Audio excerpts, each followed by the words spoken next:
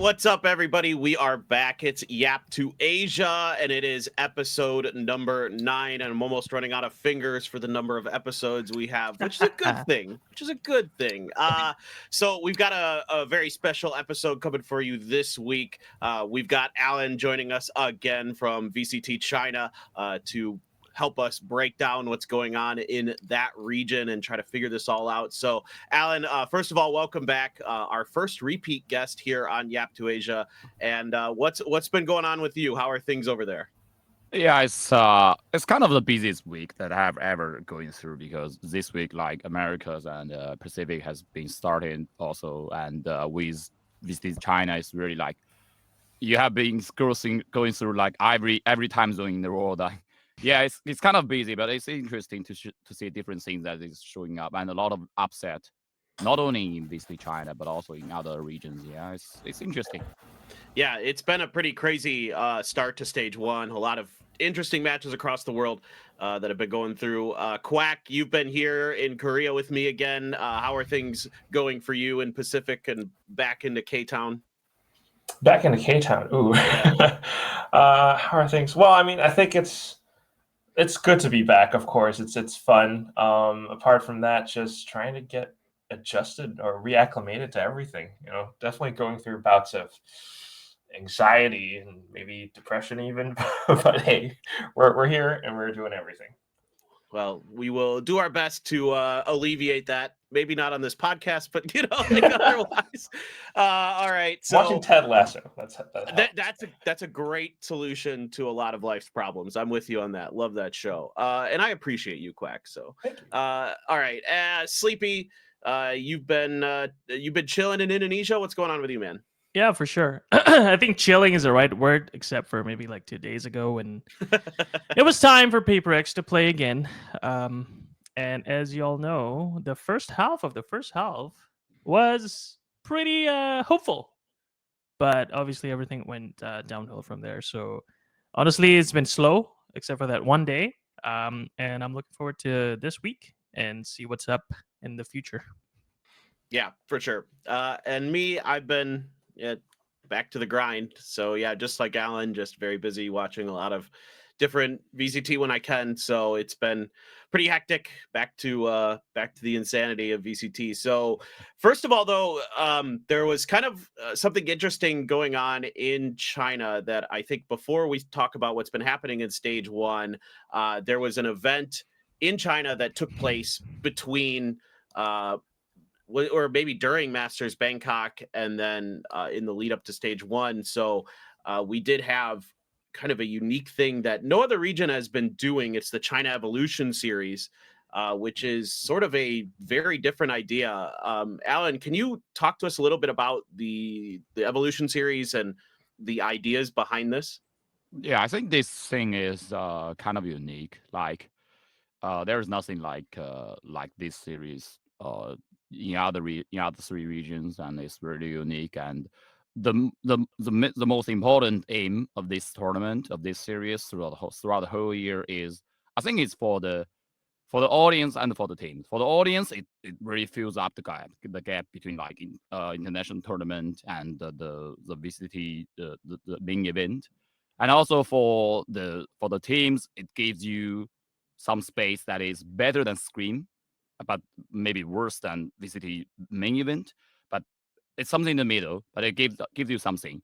And to be honest, for VCT China, because like there is some gap like between like EDG and other teams, or like top teams and other teams, I think there will be gaps in all regions, like between the top teams and the bottom teams. And this tournament gives you some, because it defines like the team that goes to international tournament. Like last tournament is Bangkok, and EDG and Trace Esports has to join the Evo series with not the main roster. Like you can't use your main roster for this event, even like you have time, because Bangkok is so near that you don't need to lead up too much time. But you have to put maybe your academy team or something like that, maybe your other talents into your roster. So EDG is basically filling up the roster with their coaches, like 4 coaches and one and Jenny in the roster. It's basically for them it is their test field. that you can try your new talents, young talents, and then just use this tournament as a time to let your main roster to have some rest. But for other teams, like the teams that don't have the the chance to join the international tournament, they can have this tournament to be something serious, quite serious. Like you can try your meta understanding for your next stage, and you can try the people switch. Like in this picture, that Nova, Nova got the champion in this in series 1 in this chapter, and they do some experiment because Swirl have some serious injuries in his I think in his in his wrist, and so they Swirl Obi-Wan on, and they sub Swirl back. So basically, they switch to a full Chinese team and new comms. So I think it's a really good place for people to try something on. And for me, I personally really appreciate it because it gives audience more things to eat, and it's also give more teams to have the opportunity to catch on. Because generally speaking, VCT China is still lagging behind because we started way later than other regions. So I think it gives the other teams a place to catching up. I think, yeah. Oh, yeah, for sure. And it was a single elimination tournament mostly, Yeah. except for there was a consolation finals. Is correct? Okay. So that's kind of cool. I like the way you frame it. Quack, what are your thoughts about a tournament like this? Like, is this something that we should implement in the other regions, or is it too taxing on the players? Like, how do you feel? It's a good question. I mean, obviously, one of the main concerns would be like how taxing it would be. Having a tight schedule like that, can be pretty difficult. But at the same time, you can't deny having the opportunity to practice or well, not really practice, but to like what Alan said, really test these things out on a big stage. Like that can help out quite a bit, and not just for maybe some of the partner teams, but also like some of the other tier 2, tier 3 teams. That's always helpful. For sure. And I mean, Sleepy, do you think this would be something that you as if you're say Paper Rex or any other team, is this something you'd want? Is this something you'd be looking forward to? You don't qualify for a Masters or whatever. I think Alan made a good point. It's kind of like a better version of scrims in some way. Is that kind of the general feeling? Have you heard anything from players or?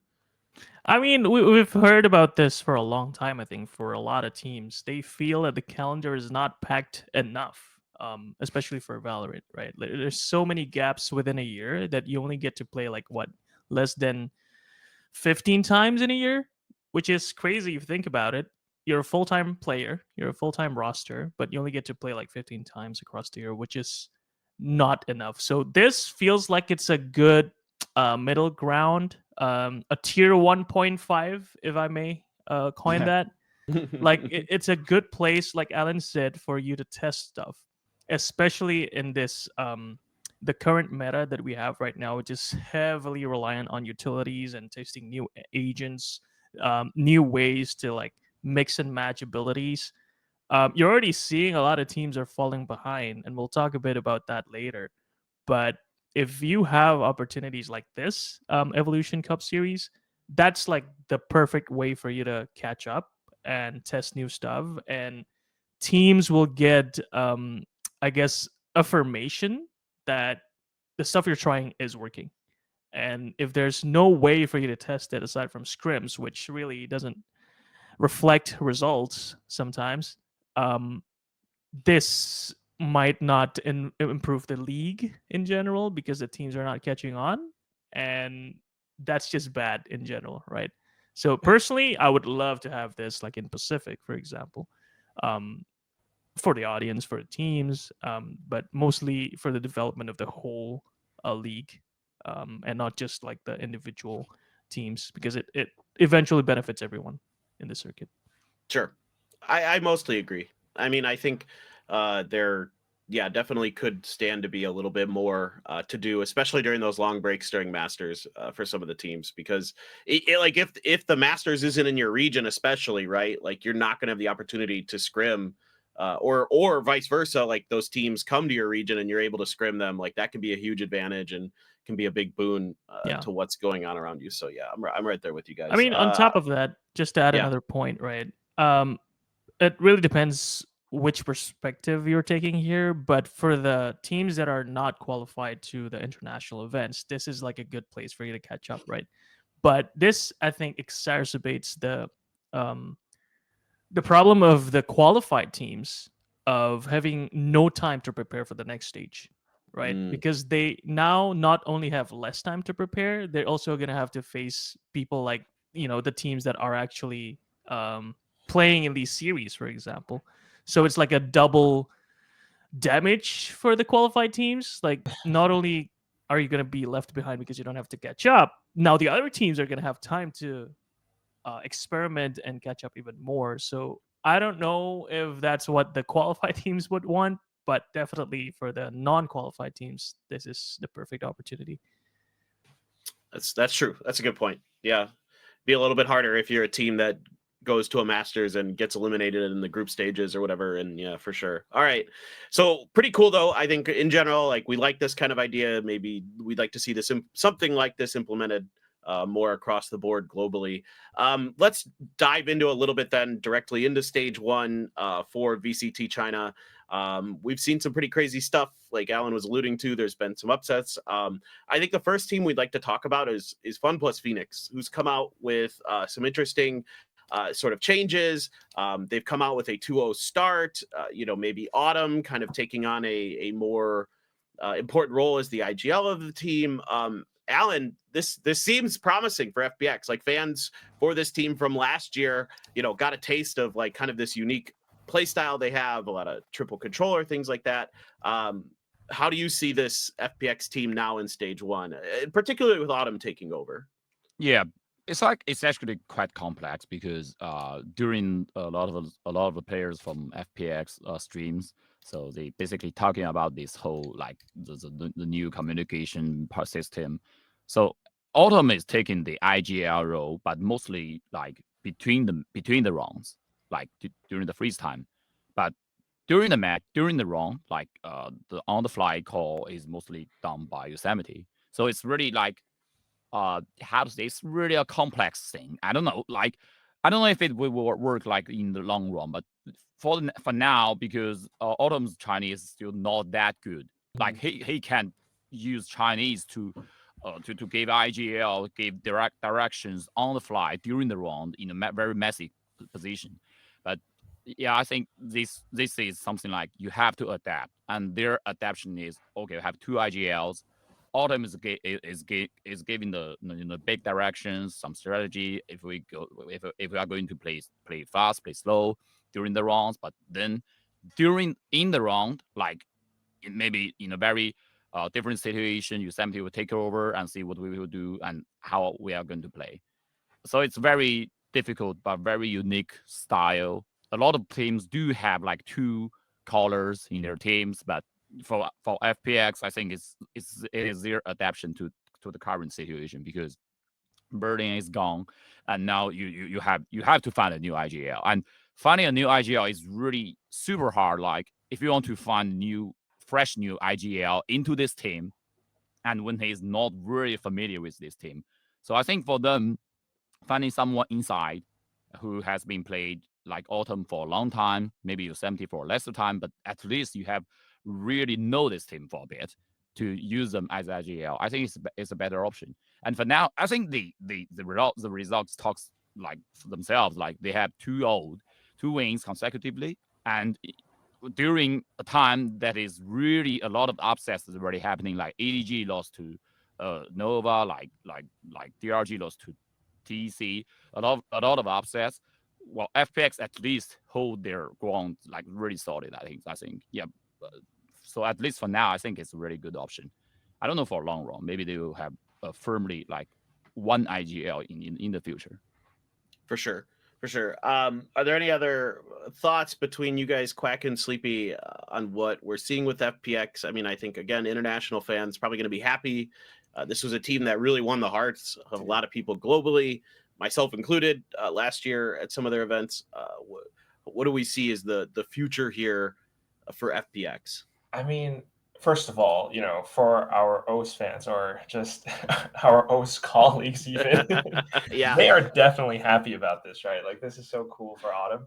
But as you read the rest of the post as well, I think it's pretty interesting that he mentions that he prefers not to IGL, just because like it's definitely just easier to focus on like doing your job, getting kills, and playing your role in the team. But like if it works this well, you know, I have to imagine at some point, yes, it feels like a lot of responsibility, right? Like one wrong call, and that could be the difference between your team having like a winning streak in terms of rounds or, you know, losing it all of a sudden. But if it works and if it's a skill that he can hone, like why not keep that up, right? Because it definitely helps out the team, you know, it kind of builds him up as a player as well. It's a good thing. For sure. I mean, it's encouraging in a lot of ways to see, you know, that they lose Berlin, who had been kind of an iconic player, and he had a really unique play style, really unique kind of ideas for the game. They're able to kind of adapt really quickly and put up some good results. Sort of like Sleepy, what Mako's going through, maybe. You know? yeah, it does. Yeah, that's a good. That it does feel a bit like that. Yeah, that's not too. I don't think that's too far off. Sleepy, well- any thoughts yourself? Oh yeah, go ahead, Alan. Please. Yeah, I want to add something else. Like in one of the post-match interview, I don't know if the first match or the second match of FPX, they talk. The thing that I really don't expect from them is, I think it's Yosemite that get to be interviewed and talk about their their wins or something like that, and he talk something like, okay, now we are actually performing more based on personal performance. Like it's something that is really makes me surprised because they have like better coordinations compared to their last iteration. But now they feels like that they depend on more like personal performance. So my understanding is like maybe their last iteration, their before situation is like the color is more like poster style. Like you give a very detailed plan to do in this round. Like every step, your color gives you a very detailed plan to do this, to do that.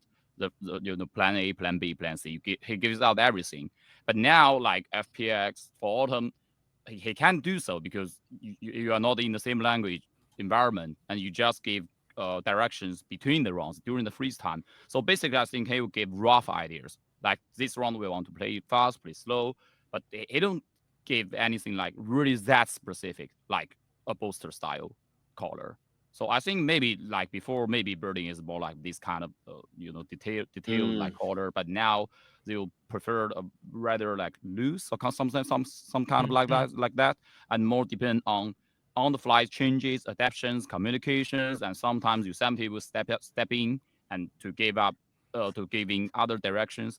So I think that's the reason that they feel comfortable now. Yeah.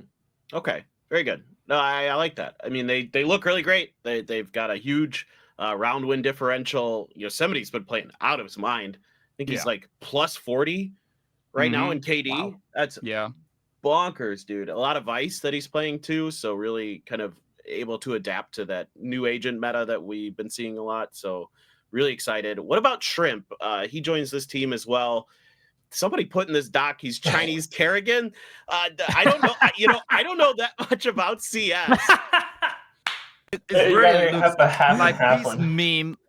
It's also it also happened the first time that I ever joined this team. Oh, he looks like him. Yeah. It's really like similar. Like you can't imagine like a Chinese and a I see it now. like looks that kind of similar, to be honest. I see it now. For Shrim, I think it's really like it's kind of hard to say reminiscence because he's a player that have a long history. If you're looking back into VCT China or even like before VCT, like the pre-franchise areas. So Shrimp has played for a long time for different teams like Tyloo, like other teams. I think for FPX, they pick up him because he have, I think because his performance during screams or tryouts or something like that. because I think during the off season, like after Masters, they have tried a lot of people during the trials, and then it's finally done deal. Like, okay, we want to use this piece, and Shrimp at least have one like very like apparently good thing on the paper is he's a very like flexible initiator player. So that's one that is really FPX is really needed because for this team, they don't need firepower. Every people have very good aim, like AY, like Yosemite, but none of them are very flexible, like initiator player. Like the only like really dedicated initiator player is AY, but most of his time is playing like Gecko. So they need someone who can play like you can play bridge, you can play Beho, you can play like maybe other initiator like Sova or something else, because there are way too many like smoke player, like other players, Sentinels player. So I think they need this one, so that's why they pick him up. Yeah. Okay. You know what I'm liking here in the timeline is that FPX is gonna go up against Nova next. So this is gonna be like a case study between a team that's still mixing languages and with a flexibility between a main IGL versus a on the fly IGL versus a team that has now gone the other direction, which is a full Chinese communication team, right? So honestly, this match is probably like a good case for us to see which one works better. And honestly, on paper, I love what FPX is doing, which is doing this hybrid IGL type of situation. So Nova, I want to see if they actually can uphold that stance that a full Chinese or a full same language roster is better. But I'm also curious to see if FPX can make to be adapted by the other teams in the region. Okay. All right. Yeah. No, I mean, I'm curious because they have a rough schedule coming up. FPX has a rough road. I mean, a very strong group overall in Group Alpha in China. So this is going to be crazy. I mean, you got DRG, Nova, and then EDG, right? Is that the last match? EDG. Yeah. Oh, that's going to be a banger. Put that on your calendars. Yes, sir. Very excited about that one. But all the teams looking really cool that they're going to be facing up against. So that should be pretty exciting. Let's shift over a little bit to another team, a team we saw at Masters. Bangkok didn't do so good there. Not to be mean, but they did have one of the worst performances we've seen from a team at an international event, and that's Trace Esports. It just didn't look comfortable at all there. It seems to be that they're having some struggles with their own role swaps and things like that. Alan, this just looks like it's not comfortable anymore for Trace. Yeah, I think it's really a hard time for them to be like adaptive.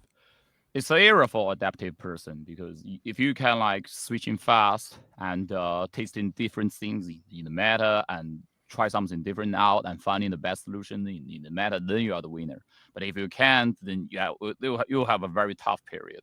And for Trace Esports, I think first thing is there are players that is really struggling. Like Feng is the most struggling player that in Trace Esports ever.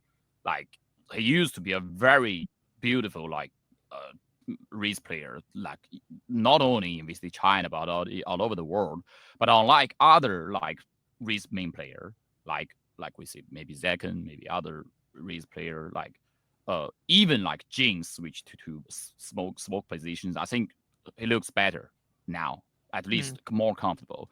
But for like Feng, I think he's really struggling because team want to put him into a rifler, just plain rifler.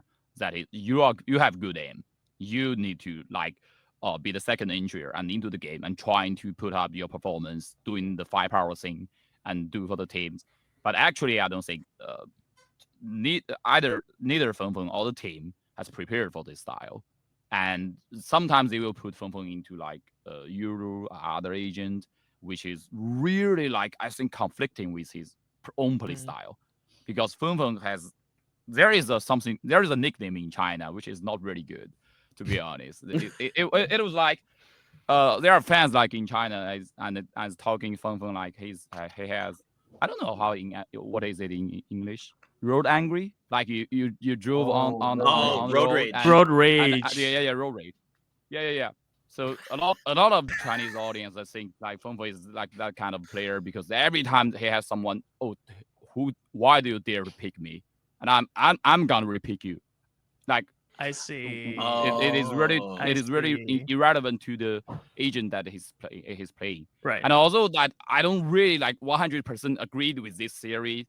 I do feel that Feng is the player that is really dare to pick, that during any situations, during most situations, he would want to pick. He would want to go to 1v1. And that's why that I think sometimes, like at least this time, at least in this matter, that Trace Esports is really have a difficult time because you have a player that is really eager to have duels, to have 1v1s, and then you put him not on the first entry to the side, then there will be problems. There will be problems when you want him to use his utilities, when you want him just to survive. So I think that is the most like apparently conflicts that really happening now between Trace Esports and Feng and the whole situation.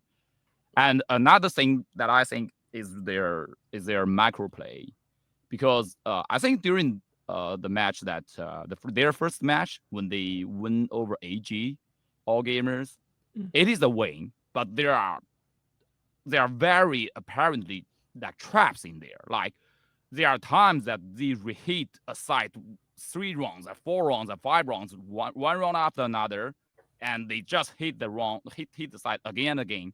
And magically, like Trace Esports can put like when they are on attack, they can reheat with 4 person, and AG hold the side with 3 or 4 person, and AG can do nothing because like Trace Esports just flooding in, and AG can't do nothing. But it's wrong. Like in theory, like you have 3 or 4 people holding a side, you have your utils, you have your angles. It's just holding angles. It's like it's a solid defense, but Trace just broke their defense completely. And I think the first BO3 with AG that gives Trace a really like false information, like how you should play. And their second match, when they play like when they play versus Wolves, they use these tactics again, like reheat, and they don't really like a lot of micro control, and a lot of times like Wolves just holding angles. As long as you can holding angles, it's a really confirmed win situation. So I think for Trace Esports, they have to not rely on just rush. It's kind of making me headache because during these 2 BO3s, Trace Esports, one win and 1 loss, but actually it's the same thing. It's just depending on your opponents, like how good are their aims. If their aim is not that good, if their holding angles is not that strong, then you can broke in. But if they are good players, they have good aims, like Wolves, then you have nothing because you don't have macro control. And when you reheat, if you can't do anything, there's no like retreat or second plan.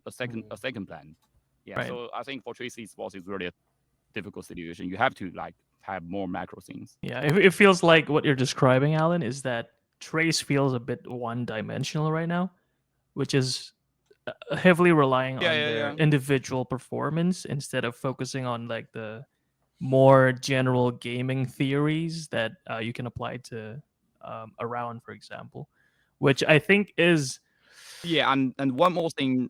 Yeah. Mm-hmm. Go ahead. Yeah, and one more thing to add, that is even like they play style like that, their comp is not like suitable for that situation because their comps include like Euro, like maybe other agent that is apparently more suitable for like you play the macro, you play some tricks, you're doing some bait, you trade some skills with the enemy, with the defense, but whatever their comps they are using, they still hit after reheat, and it's really like looks like exhausted. Yeah. Okay. They lost. So- they lost the sauce. I guess when I was listening to Alan here, one of the thoughts I'm having, kind of thinking across not just Trace but some other teams, is did Riot over nerf Raze? Like, did they kind of eliminate a play style by frankly, just removing the ability to use those blast packs. I mean, they were pretty strong for sure in the old meta, but like in this current meta with a lot of sentinels like Vice and Deadlock and some other things that could really slow that stuff down, is it this is just a random thought I had. Is it time to undo that? I don't know, to be honest, because it feels to me that if you like I think Pacific is one of the regions that really relied on Reese. Like if I didn't remember wrong, like during kickoff, Reese is the most pick agent in Pacific, and but it just changes like right doing right thing, and they just like removes one play styles or nerf the entire play styles, and so I do think like this kind of nerfs really requires that players have the ability to adapt really fast. Like it's not even like before, just okay, the patch is there. The patch says Reese is gone. Like it's completely nerfed. No, like even when like Reese is nerfed, his statue is kind of nerfed after the patches. It still takes time for players to really like have the idea that this agent is no longer that playable because of her nerf, because of like other agents like maybe buff, something like that. And so it's a dynamic thing. Like people need to take time to realize that. And some players or some teams have a better realization or earlier.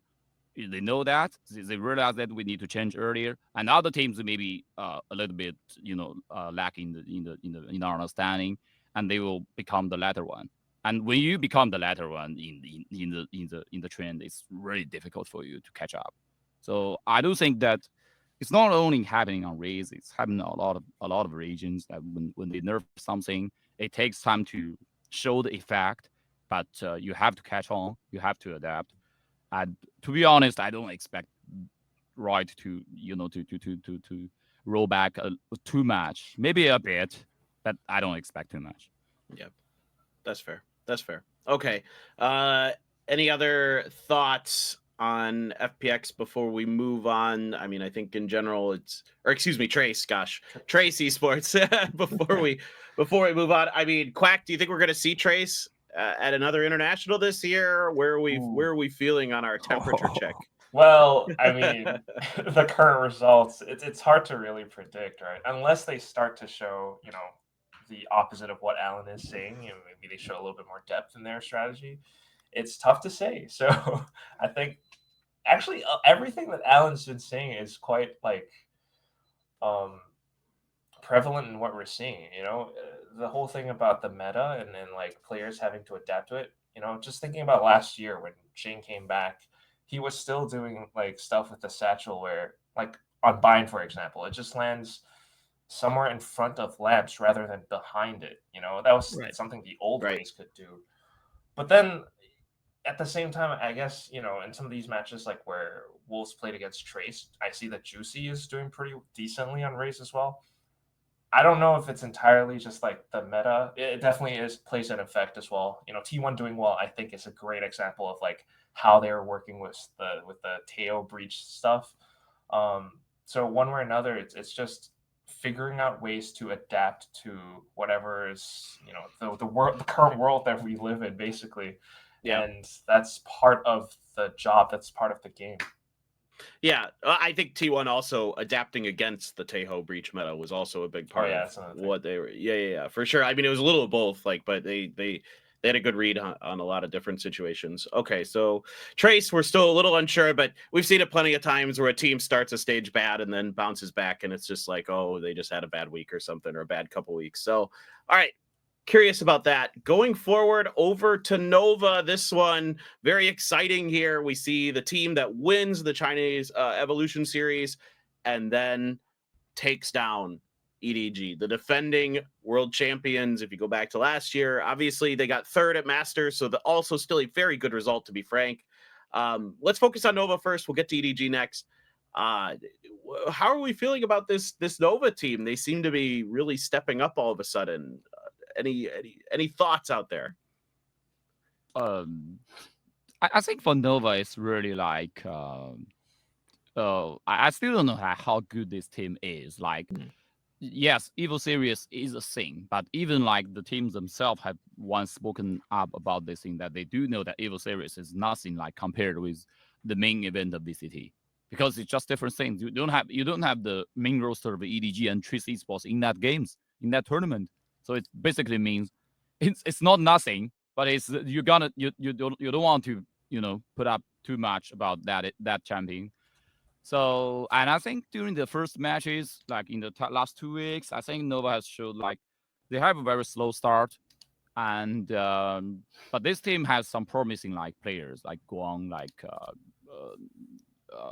especially Guang, like he's really like star player in this team, and also like Sabi is really showing like very flexible, because after Throw subbing out, Sabi steps up, take the duelist role, and now he's playing a lot of different agent in duelist.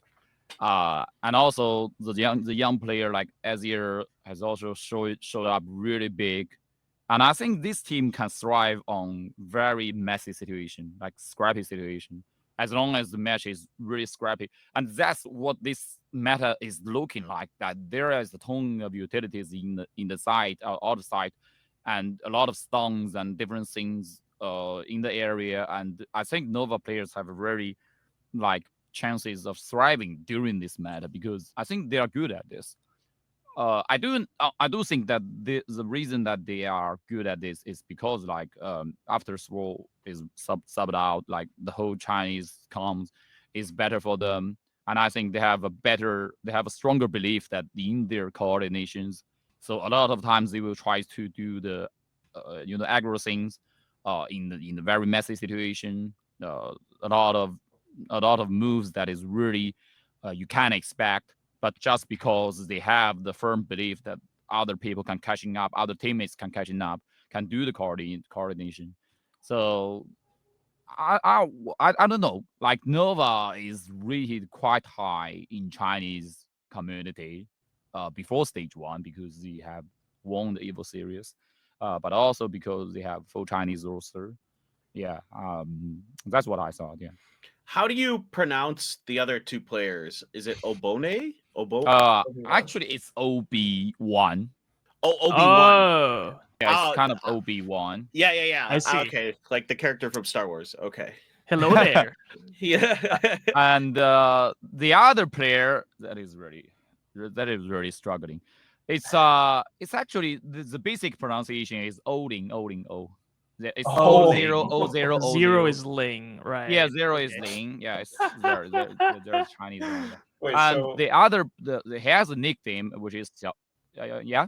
oh, What? like when you're casting, I was just wondering, like, I'm sorry? how do you have to call his name with the? Yeah, we just call him O0O. That's basically what Okay. we Okay. usually to call him. Yeah, it's a very interesting but intriguing names. Yeah, But he has a nickname. You said you were gonna say. yeah, it's a nickname, but that nickname is basically connected to his real name. There is a nickname is Xiao Dong, because there is a Chinese character Dong in his real name. In his name, right?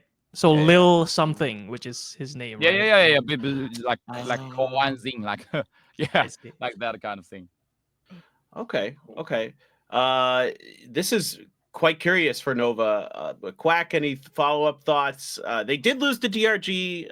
I think we could also throw DRG in the conversation a little bit here.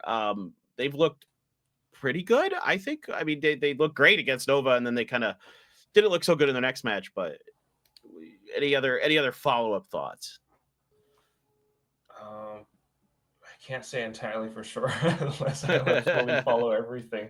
But I mean, like, just a win over EDG definitely is huge, like following that from the Evo series. So it's definitely a team to keep our eyes on for sure. Yeah, I agree.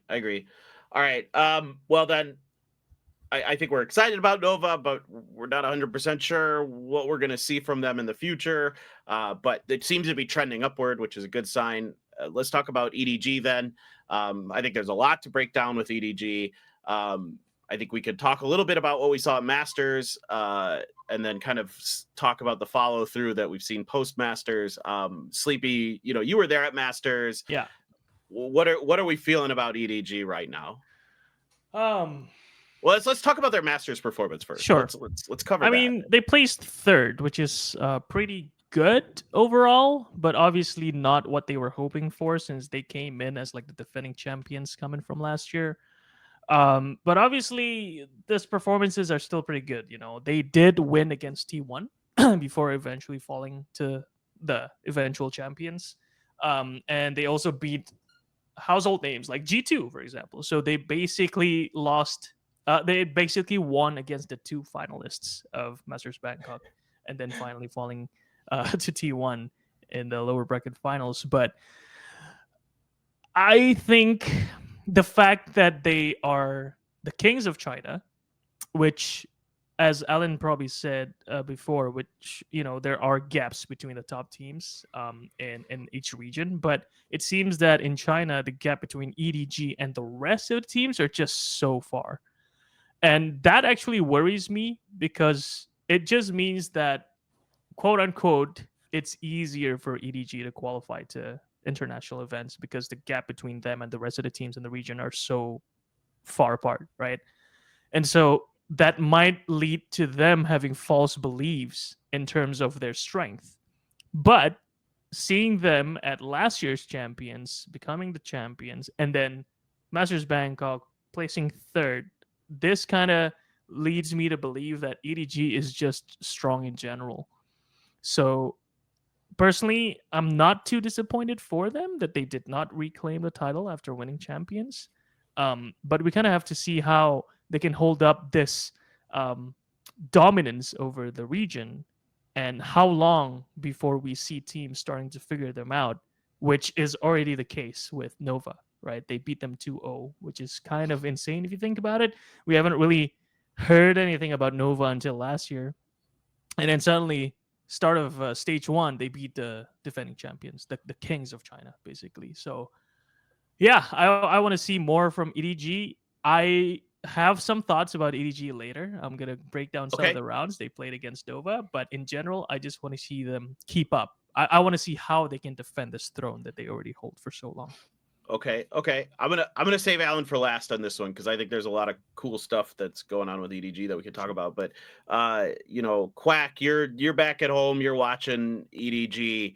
Like, what were you seeing at Bangkok with them, and then what do you think went wrong in the long run? Like, they look so good, and then it kind of just crumbled at the very end.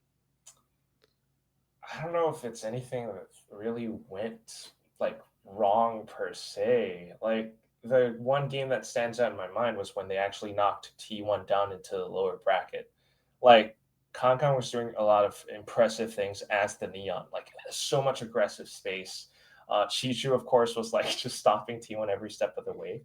But I think it's one of those things at the same time where T1 manages to adapt, you know, from the lower bracket. They might have played the same map here or there, especially Fracture, and I think that's where they start to figure them out a little bit. So I don't really fault EDG too much. I think they're still incredibly strong for sure. And even like playing against Nova, they are trying to stay ahead of the curve, playing Waylay and whatnot. I'm just curious to follow all their journeys as everything plays out. You know, they seem like a team that's still trying to continuously innovate as the game goes on. Yeah, for sure. And there's been some innovations in their comps here in stage 1. I mean, we have seen them try the Waylay. But Alan, like, this is a team that, you know, I think the rest of us have a very high impression of still. We still think that a third place is a really good finish at Bangkok. I don't think that's an underperformance, in my opinion. It's hard to win back-to-back global events. I mean, really only Fnatic's done it, right? If you count Lock-In and then Masters Tokyo, it's so hard to do. But they bring in another player. So we got Jenny. Is that correct? Is that the correct way to say it? Jenny? It's Jenny. Jenny comes in, another initiator type player. So seemingly Simon is on the hot seat, maybe? What are we thinking here, Alan? I think most probably like Simon is on hot seat because to be honest, like if you have there's always be a core player that there will be difference between players to players, core players or non-core players, and Simon is still not that kind of core, to be honest, because you have KangKang and Chuchu and Smokey there is really like a long tied core in this team, and Simon is still a new guy that relatively coming in this team, and also because like it looks apparently like Jenny is an initiator player, and he plays most like agent with similar to Simon. And to be honest, he looks like really like KangKang. I don't Yes, know he does. if you figure that out. out. Like during this promo, like the first time of this promo, because this promo is so short. Like the first time I saw that, I saw this is KangKang, and I think why we have Why are why they we're having promoting this? KangKang again? And then it shows me it's and then it showed up a different player. But jokes aside, I think to be honest, if this thing happened in 2024, like in 2024 stage 1, I would say no.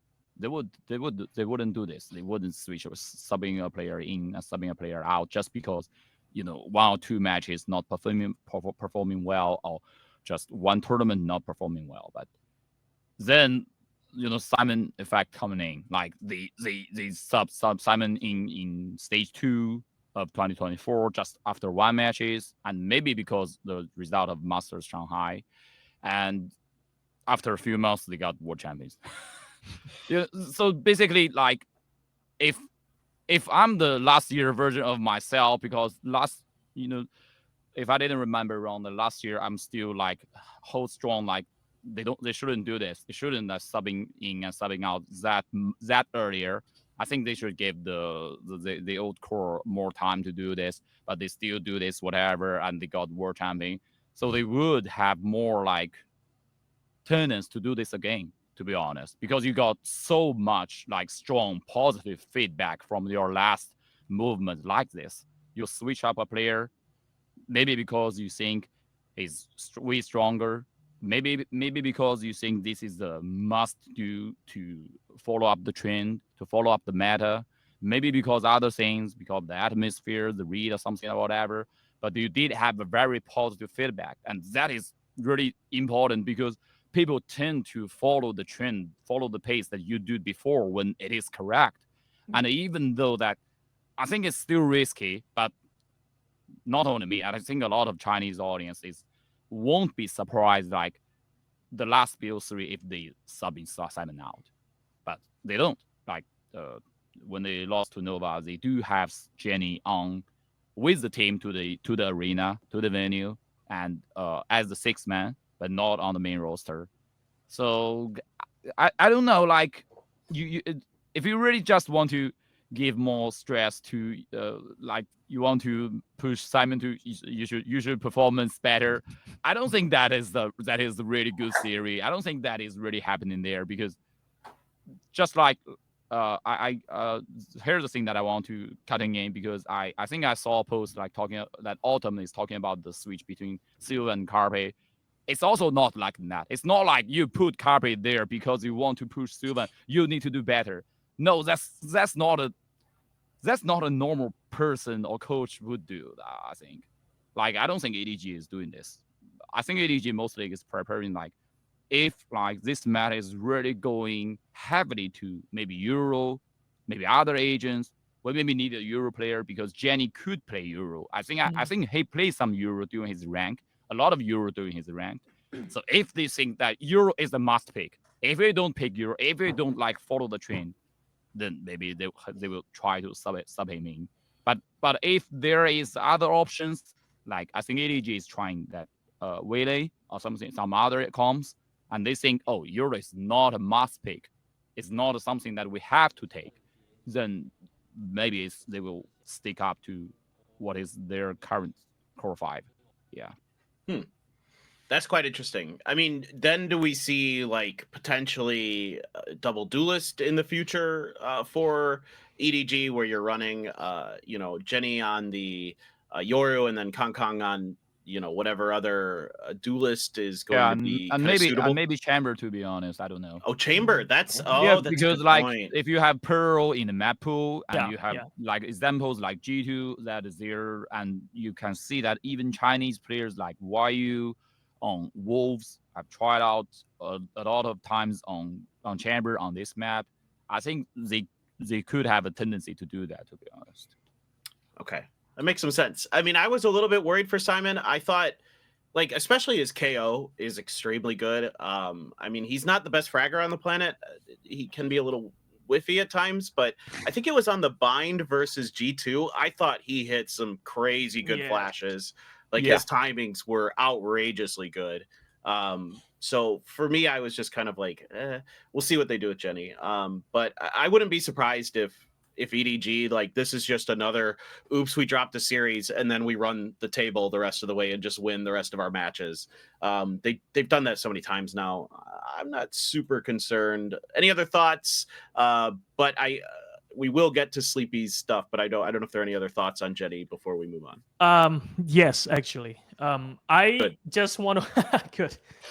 I just want to point out that a 6-man roster rarely works Yeah, to the benefit agree. of a team, right? So 100% agree. I think I agree with you, Alan. Like, it might not be the intention of the orgs to put pressure on the players by adding a 6th man, but it is inevitable that the players will feel a bit Yeah, of that. I right? also 100% Right. agree with that. So yeah, even if the org says, "Oh, we're just adding a 6th man because we want to have more options, we want to have more flexibility," Simon in his mind will be thinking, "Oh, damn, am I in a I'm the expensive location. So I don't know how much that the effects of that can vary, right? You can either really motivate a player and then he starts performing really well, or it could be the other way around. He starts feeling pressure, he starts feeling underappreciated, and then he just dips in performance. So I think it's really up to the individuals to show up.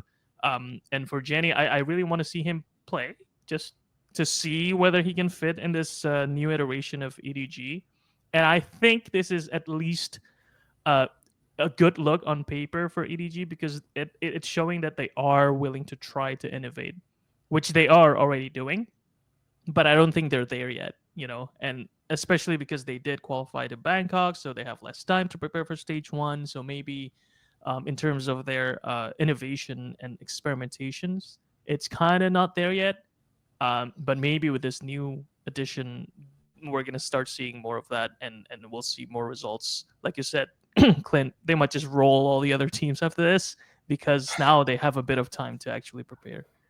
It would be very accurate to their past performances performance, historically.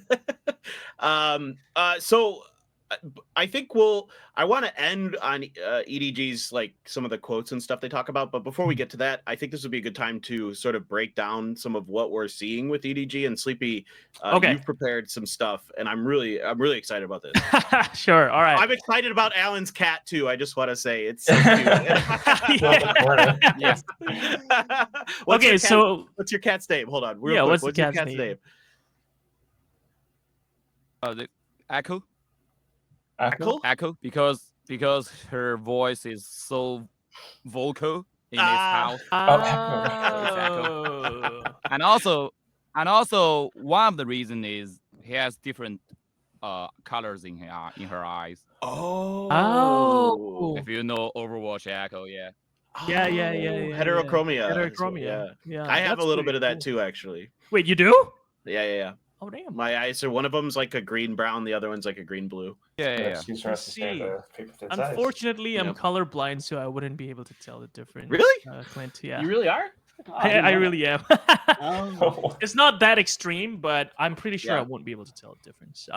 But anyway, so yeah, I've All right. prepared a bit of a breakdown for us to check out, and maybe you guys can jump in and fill in with your thoughts as well. But for now, I guess I'm just gonna set the premise a little bit.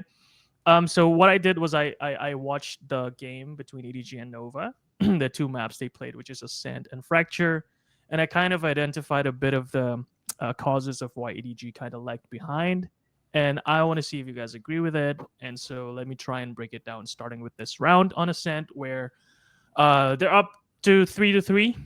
It's not really a gun round for EDG, but I wanted to highlight how it's a bit of a mess for EDG in terms of the space they're taking.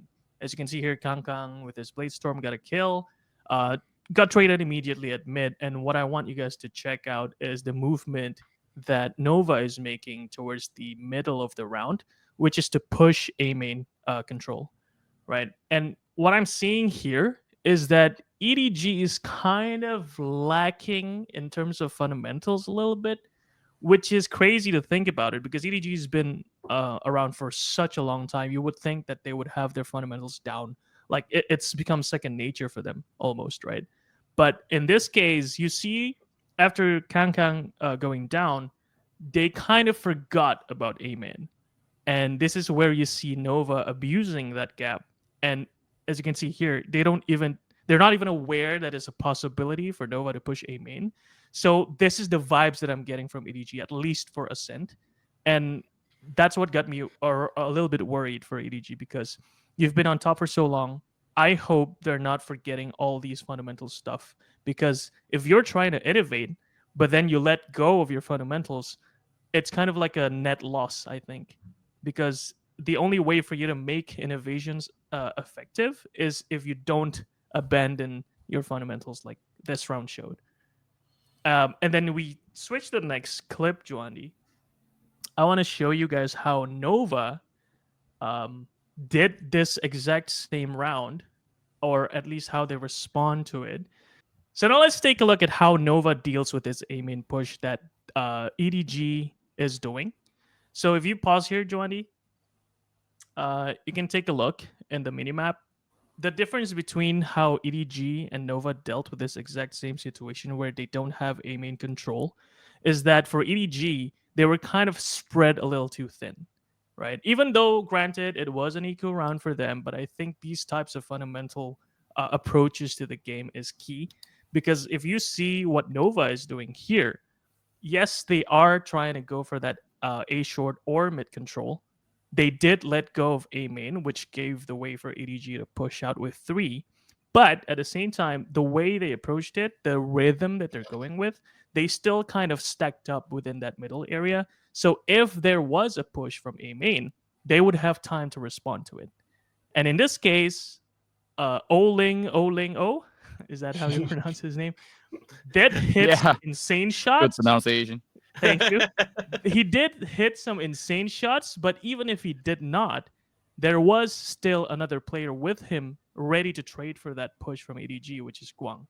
So, in terms of player positioning and a fundamental approach to a round, I think for Ascent specifically, ADG is kind of lagging behind. So, I'm just a little bit worried for ADG in this case because if you're a top team for so long, but then you start forgetting about how to approach a round like fundamentally well, I think that's gonna negatively impact your results in the future. So that's Ascent. I guess up to this point, I'd like to open it to you guys to maybe chime in and see if you guys agree or not before I go on to the next rounds that I want to break down. Please go ahead. Yeah, I want to talk about a little bit about this map because EDG have a very bad history on Ascent. Actually, a lot of Chinese teams do so because this map is really disliked by overall most Chinese team. I see. I don't know why. Maybe there is something like a history or something like a cumulative thing, but that's a fact there that people don't want to play this map, whether it is in the map pool or not. I think a lot of Chinese community agree that it is one of the reasons of this is that there is not much like really great KO player in China. Like Simon is one of them. Maybe Nick from DRG is one of them. But if you want to say a little bit more names, you have some difficult times. So that's maybe one of the reasons that Chinese team don't like this map. It's kind of like I think it's kind of like bind for Americas. Like we just don't play them. We don't play them. Like you don't play them, I don't play them. We just don't play them. And even though like we don't ban it in our first ban, in our second ban we will do this. And if even it goes to map 3, it doesn't really mean that we have to play it because there's a chance that this match goes to 2-0 or 0-2. So I think for Ascent, a lot of teams, including EDG, have a really bad history on it. And EDG has put this map on a permaban for a long time. And until this time, like until this stage, like when the map was shuffling again, and now I think EDG is trying to put Lotus on their permaban. Well, so I think EDG is trying to switch their map ban pick strategy in the current meta, because the whole map pool is really shuffling again. And in the last 2 series of best of threes, they try to put Lotus on their first bans, and Ascent is in the map pool if the opponents wants to pick. And sometimes they have to. I think for this match, yeah, it's Nova's pick. It's Nova's pick on Ascent, so you have to prepare for this. Yeah. And to be honest, it's still not that prepared, and that's the reason that I think they lack some, just like you said, fundamentals in this map, because you don't have a really good history, and you prepared for this map is not good enough. Like your experience in this map is not enough. Yeah. Okay. I think, yeah, to me, real quick, just to chime in, like one of the things I kind of wonder about when I watched that first clip of kind of EDG not controlling their space is I do wonder if maybe they haven't fully mentally prepared after moving off of the KJ or the Cypher into the Vice. Like having that info initiator to watch your flanks is really powerful, and obviously Vice has zero ability to do that. So I'm sure that's part of it. In general, I'm not huge on Vice on Ascent, but I mean, I guess it can work if you kind of know what you're doing. Yeah. I mean, I'll be honest, I'm probably the biggest Vice hater on the planet. But, honestly, same, bro. yeah, I mean, I think it can be powerful in the right hands. Yeah.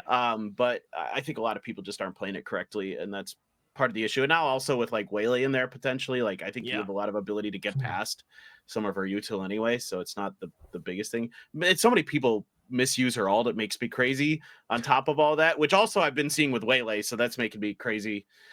Like a lot of things are kind of making me a little unhinged lately. But anything else, Quack, you got any thoughts here? Nothing too serious. I mean, I think the gentlemen here have explained everything. Yeah, it was a great breakdown. Really appreciate that. Thank you. Anything else you want to cover there? I saw you have a few other things in the list. Yes, actually. Go for it. So let's do it. Just one more on Ascent. I just wanted to highlight CB. So before we move to Fracture, Joandy, can you click on the link for CB, the playmaker? Because before that, Alan, you were saying like some of the key highlighted players for Nova was CB himself after stepping up, and I wanted to show you guys how well he plays off of like, and this might be the case of better communications as they switch to a full Chinese team. Because if you play the clip now, Joandy, just look at CB, all right? And this is what EDG isn't doing a lot of the attacking rounds they have, which is to abuse middle. And in this case, you can see that CB is just on his own, trying to read off of the movements that EDG are making and making the plays for the team, because they were down to 3 versus 5. And CB just allowed himself to just insert his position into the middle of the map, where EDG seems to be lacking in terms of awareness. And this could be, like what you said, Clint, the case for not having a Killjoy or Cypher. No detection for him. But the fact that CB was able to identify this gap and abuse it and win them a 3v5, I think this shows the capability that Nova is holding within the team. Being able to just read off of the opponents and abusing the gaps in the map. And I just want to give credit to the coaching staff, because I don't think CB or any of the other players will be able to do that if they don't prepare well enough to read EDG's movements around the map within like the round. So yeah, huge shout out to CB. He's a star player on Ascent. I think it was literally just him making plays after plays after plays that allowed them to just win. The EDG coaching staff, sorry, just dude. I mean, it's understandable. No, it's a 5v3. There was just one gap in the map in the middle, and no one's aware of it, which is insane. Frustrating. Yeah. And for this clip, actually, there is I think when the whole map is down, for VCT China, we'll have the highlight play with teams comms. Right. Like with one round, that maybe they think that this is the best round that the winning team. And if you want to listen to how Nova comes in this round, they just show this round. Like they have a very clear understanding, like okay, where EDG's 5 players are and how we are going to try to do everything. Like they know that even it's actually there is one time it's 2 versus 5. There is very little hope you can do too much in this round. You can just try. You can see that Azir is trapped in aiming, and not a lot can be done. But he tried to use the smoke to separate that the EDG's player, and it works. Like they have a very good read of where EDG's player could hold and how we're going to separate them, how we are going to meet up each other again. Because the only way that you can win this is the Deho in the mid, which is CB, and Azir have to meet each other again, have some connections, and have good angles. And I think Nova's comm is really good now. Maybe sometimes a little bit hectic, but in general, very like high efficiency. And that's why that I think they do have, they are very vocal about, we switch to a full Chinese roster and we have very better communications now. Yeah. Nice. I didn't know that. That's actually great that we picked out this round specifically to highlight the effectiveness of their new strategy in terms of structuring a team. So that's good. CB, I'm looking forward to see him play again. And now for the fracture part. This is going to be quick. I just wanted to show you a series of unfortunate events for EDG. And the premise for this is what we were saying at the start, which is, yes, EDG is trying out new stuff. They're innovating. They're trying new agents and abilities to kind of lean into the new meta that we have right now. But it feels like they're kind of lagging behind in terms of effectively using those abilities. And as you can see in these clips that I'm about to show you. So here we have nobody playing Teho. And they are going to end up in a 2v1 situation versus CB, our star player from the previous map. And the one thing that you know about Teho that he's strong at is a post plant, right? With his salvos. But you see here, nobody, for some reason, after knowing CB's position, did not reposition to a place where it's safe for him to do a post plant salvo. And instead used the salvo here before CB even approached the site. So I don't know if this was like a ad hoc thing where, in the situation it's intense, you want to just use your utilities to delay them as much as possible. But then because he didn't use it for a post plant, that cost them the round, and CB clutched the 1v2. So that's one. Yeah, he missed a concuss in there as well. Yeah, the stun. Yeah. Correct. So that's one. This 2v1 is I think it's the most iconic round in this map because it's the round that you can't lose. Correct. And even though that I think nobody has his reason that he didn't go to aiming to hide his position because CB used the pistol to open up the gate and to misguide nobody. But I do think that in this 2 versus 1, I think it's still about like fundamentals. Like you can explain for yourself like, there is probably presence in aiming, so I don't want to hide there, use my salvo.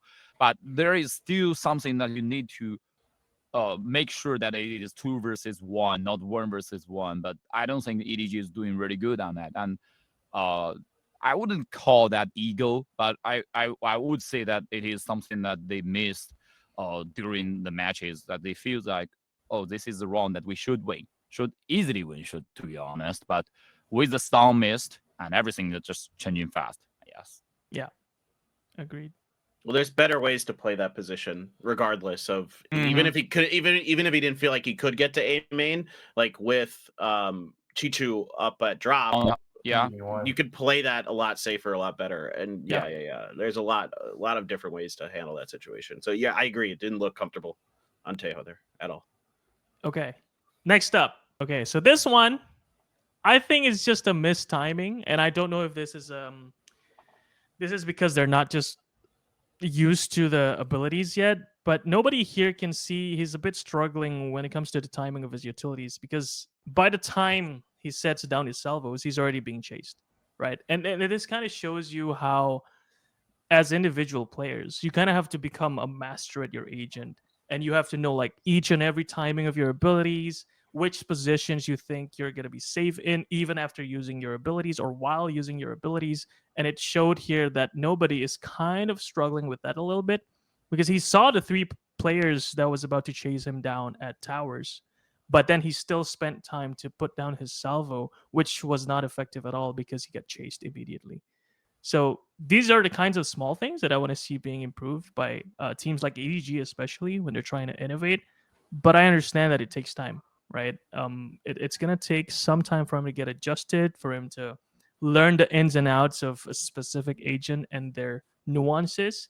So I'm just hopeful that they are aware of this and that they are finding ways to fix that in the future. And before we jump in, just play that last clip, Joanny. There's another round which I think is also interesting. This was a round where KangKang was supposed to take control of Heaven or Tower quickly, which they did by throwing out a breach stun and him dashing forward. But then he got stopped by the salvo.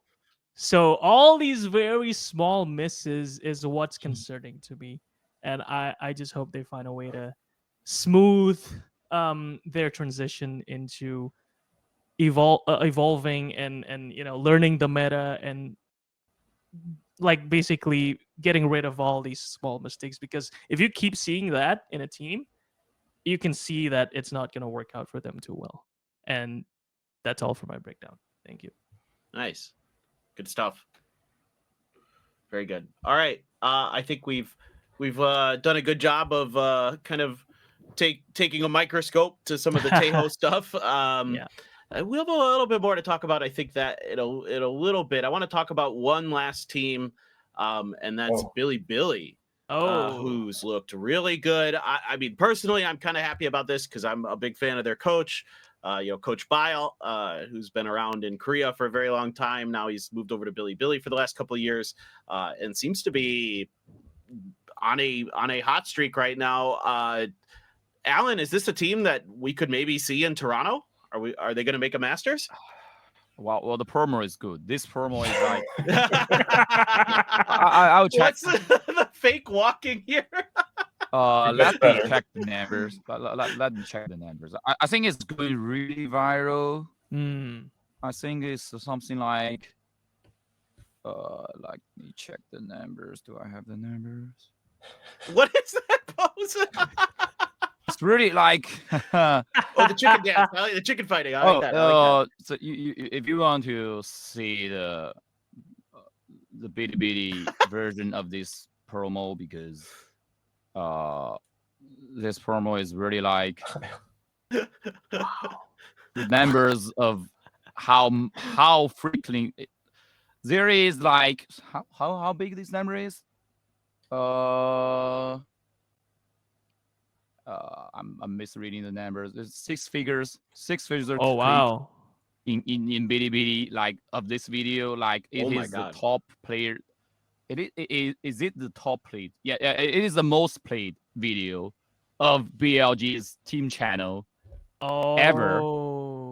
Ever. Like it's really viral. I think they are doing very good, like in marketing, in doing marketing. Yeah, marketing is about memes, right? Yes. So, and about these teams, to be honest, I have to say that BLG is kind of a team that you can't hope too much, because this team will never like win something very clean. Like during the last two best of threes, they versus XLG, they versus GDG.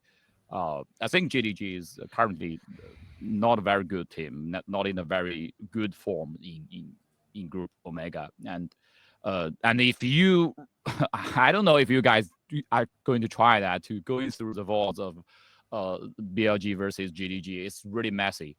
Like it's kind of messy to an extent that we are yelling it to each other when I'm watching this game, because there are a lot of rounds that is not ideal, literally not ideal, and maybe for either side. So my point is BLG is the team that will make some mistakes. A lot of times they are doing some like fundamental mistakes. They will do this also, but these teams showed me with one thing that is really attracting me, that there are players that is really good at vibe, really are going to cheer this team up when they are in a very difficult or dire situation. Like in this best of 3, it goes to map 3, and it is the second match of the day. Like it's tiring as hell. And when the match is going to the very end, and it's a 4-8 in the first half or something like in the fracture. Yes, in the fracture it is 4-8 in the first half. It is a very difficult situation, but it is actually Lucia is coming up for this team, who is the rookie of this team. And if you listen to the comms of these teams, Lucia is as vocal as hell, like for the teams to the end.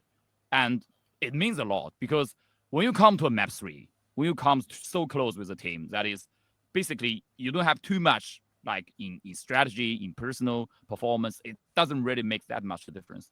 But if you comes to, who can have a better vibe, who can cheer this team up, and you have a young guy, who you have a rookie, who can really be the team guy for this team, then it is completely different. Because Lucia is not a caller, he's not an IGL, and he's not the main character of this team, because the main character for this team is apparently YZ and maybe K9. But Lucia stepping in, and I think it's really rare, and I think it's very important, because if you have a young player, and then maybe not even a star player, but starting very local, very vocal, to be very like cheering your team up, and I think this team could do something big, especially in the very like tight match, in a very close match. They can be the team. They can be the team killer right now. So I think for BLG, they have very like promising players. Like Levius is also very good at his aims, and YZ is always like quite stable in general. So for this team, I think there's very big hope that we can see them in Toronto. Yeah. No, I agree with you. Like, even in kickoff, I was really impressed with Rushia. Like, his decision making, like his ability to kind of like play around his own util or work off his teammates was really, really impressive. I distinctly remember just like him having so many impactful rounds where he just like kind of like is this backline player who it seems to be there's some really good controllers in Asia, and he's one of them that really is stepping up into the scene. And I didn't realize he was a rookie. He's playing very much like he's not. So credit to him. He looks really, really good.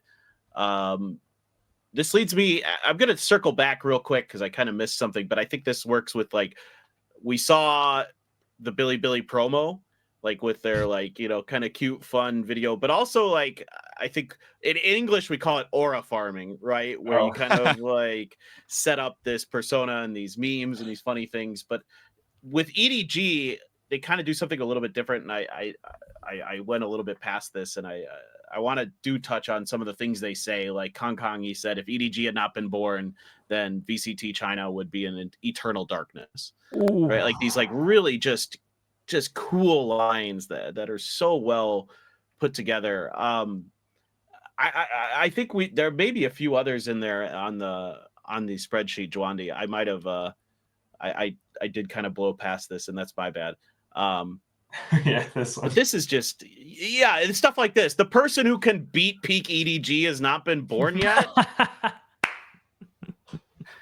Wow. Yeah, to be honest, I think KangKang is the perfect person for this, and there won't be another person that is there to say like this, because it's really like different characters, and that's why that we call him Aura King, because it's like he was born different.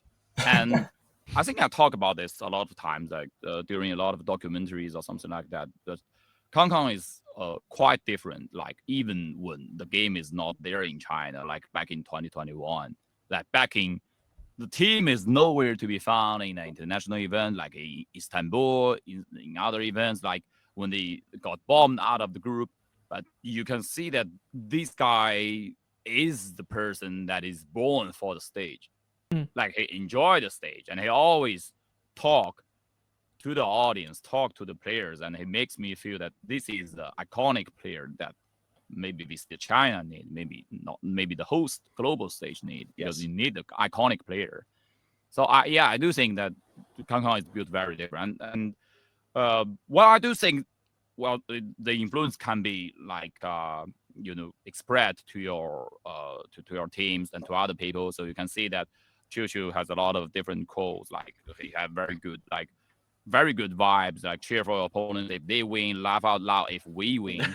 So it's a winner mindset, to be honest. Yes. It's kind of Yeah. remind me like back in Dota 2 area, like Seb, with the people like we don't care, we just play, like win or lose, we just play. It's really the winner mindset. Yeah. So, but to be honest, that's one reason that you have such an iconic player or such iconic teams to have banger that codes, because one of the reasons they can do this is because they are EDG, because their dominance in the region is nowhere to be compared. Like you don't have this kind of team like dominance for so long. Like they don't miss any international events appearance. They have the best. They have the best. Well, the best, and not even like the equal best results in international events. So it's really different. And I think before we used to see that Chinese players, or maybe more generally speaking, Asian players are shy. They don't have very aggressive quotes or something like that. But now I think it's really different.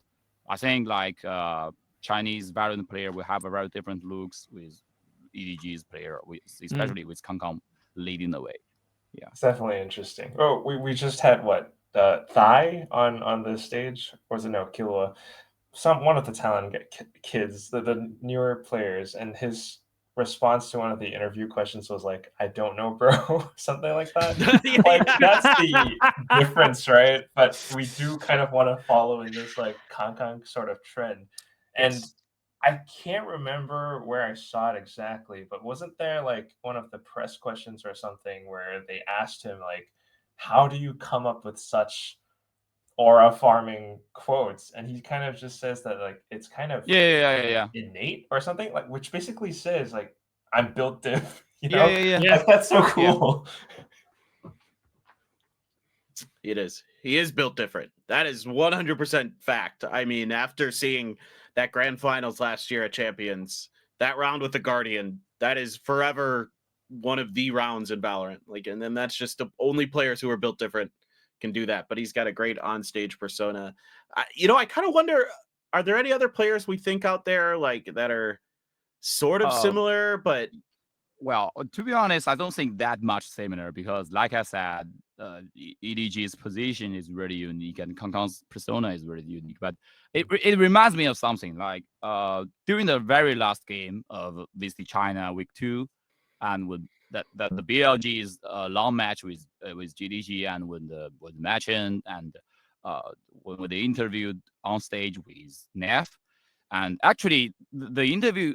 Neff's Chinese is really good, so the interview is in whole Chinese, and they asked them, okay, your next opponent is EG, and what do you think what do you think of them? And Neff is going really direct. Neff is saying, I don't think EG is that strong. So if you want to win over us, try harder. It's kind of like that. Okay. So I basically think that, yeah, it's not that kind of banger, but it's kind of banger. It's not going that much of viral because it's just VCT China. It's not the global stage. It's not something like that attracting eyeballs. But I do think that iconic players will have very big influence over the stage. Like it will define that how players will show them up, how like players will communicate with their audience, with other players. So I think that yes, there will be other. I do believe there will be banger tweets later. Yeah. yeah. We've got Stacks in Pacific. I'd say he's the closest. You got Buzz too. Yeah, I know. Yeah. Buzz Texture, too. man. Texture. Well, Well- farms. Texture's Different. he's doing things in his own kind Yeah. of. Yeah, I remember I saw the clip that that T1 player said like when Buzz is shouting at who is the best Who is the team best in team in Korea Korea now. now? He says it Yes. in English because he wanted to be heard, because it is actually two Korean teams on stage. Why are shouting Why out does he speak English? in English? Yeah. That felt like he had figured that one out in the back of his head, and he's like, "We're gonna win, and I'm gonna stand up, and I'm gonna Yeah, say there is a this." plan. There is a plan. It was a premeditated action by Buzz for sure, I think. Yeah, but I like that in players. I want players who plan for success. Yeah. You know, like that's the kind of mentality you want to have for sure. Yeah. Yeah. All right. I love these quotes. You know, nobody's quote here. Maybe it's just luck, but why is luck always seem to be on our side? Like stuff like that is so good, dude. Pretty Like cool. that's Yeah. those guys just know. Like I don't even know if they're like trained to say these things or it's just their natural. You know, with KangKang, it definitely feels natural, but they seem to vibe really nicely. So I love that kind of stuff. Please give me more of that. All teams across the globe. Like, you know, like Boaster, your dances are cool, bud. Let's drop some banger quotes. All right. Like let's get some bangers coming out. All right, so let's shift gears a little bit. We've talked about a lot about the teams. I'd like to give a quick shout out to Wolves. They're playing great. Yeah. That's awesome to see. Fade and Ominous doing a really good job over there. What about on the ground in China, you know, with EDG bringing home a Champions Trophy? What does the scene look like in China right now, Alan? Are we starting to see like an uptick in the Valorant player base, things like that? I think of course it is still way to go. Like we are still in a very long road of uphilling. And the most impressive thing for me of Valorant in China is there is so many like young guys playing this game. For me, I'm an old guy here because Same. whenever that I have a chance to communicate with my audience, online, like when I stream, when I co-casted or co-stream some matches, it is apparently that most of my audience are still students, like in university, in college, and you will come to realize, okay, they are really young, and the majority of the audience of Valorant or players of Valorant is still in school, and it is promising because when young players or young audience can grow up later, when they have more like the ability to consume on the game or on esports, it's going to be another thing. There will be like a longer result in this whole thing. So I do think that in Valorant, in China, Valorant is very different now because the attraction of Valorant goes to the campus, goes to university, goes to the classroom, to the students, and it defines there is a possibility that it would define the young age. Well, so I do think it's really impressed me that that much of audience, that percentage of the audience is maybe like 18 to 22, the era, and it's really different. If you like go to PC bands now in China, there will be a very high chance you can see a lot of people that is really playing Valorant in PC bands in China, and most of them are still students, yes, and a lot of them are playing with their friends, like 2 or 3 people together playing the PC band in this game, enjoying this and having the vibes. I think it's really different. And in China, Tencent is really pushing a lot of marketing forces into, into marketing these games, link them to college, to university students, and that's why that I think this game could be something like really defining the young guys. Yeah, so I think it's really very like on the uphill, and we still don't know how big these things could be in China. It could be really huge, like maybe League of Legends or something, but I don't know. And another thing that I want to add is, so it is very interesting if you talk history with the audience in China. Like when I co-streaming some matches, like when the game is paused or something like that, I will just randomly talk with my audience, and I will have some old stories, reminiscing things, talking with them. You can see that most of the Chinese audience don't have the memory before 2023 Masters Tokyo, because that's when that they turn on into this esports. before Yeah. 2023 Masters Tokyo, if you are talking about like 2022 Istanbul, maybe Reykjavik, maybe like some even older stories, most Chinese audience won't have the impression. But if you're talking about like 2023 Masters Tokyo, maybe LA champions, they will have a very clear impression. So I think that 2023 is a turning point for Chinese audience, because that's when that this game is really published in China, and that's when that EDG is really shining up in global stage. But generally speaking, I think basically speaking, the most Chinese audience don't have like only have watched VALORANT in these 2 years, and it means that we will have a lot of accumulants, like a lot of history, when it comes to maybe 2 years later or 3 years later, when we finally have most of our audience like watched esports VALORANT for like 3 or 5 years. Then that's when that we will when we have and that's when that we will have like storylines or something like that. Yeah. Okay. Quick check then. Quack, you're the youngest amongst all of us, I believe. What about an SEA? What's the vibe checks? How are we holding up? I still think it's like super popular everywhere, honestly. I mean, not just like in Singapore either. I feel like even Indonesia, Thailand, definitely, it's also really, really popular. It's just, I don't know, like really defining. I think before this, of course, the more, I guess we're allowed to say this, right? Like some of the other games, like, Overwatch came about, people were really taking that a little bit. League of Legends or even Dota 2 were quite popular. But for competitive, like tactical FPS, it's always kind of been, I don't know what's the word to describe it. It's like cascaded by like other games and other scenes and such, because we didn't have like successful teams on the international stage. We didn't have that many like huge tournaments either. Like the most that I was aware of for Counter-Strike back in Singapore, like growing up as a kid, I wasn't even aware there was a local scene. I was following like, oh my god, it's CLG or NIP back then.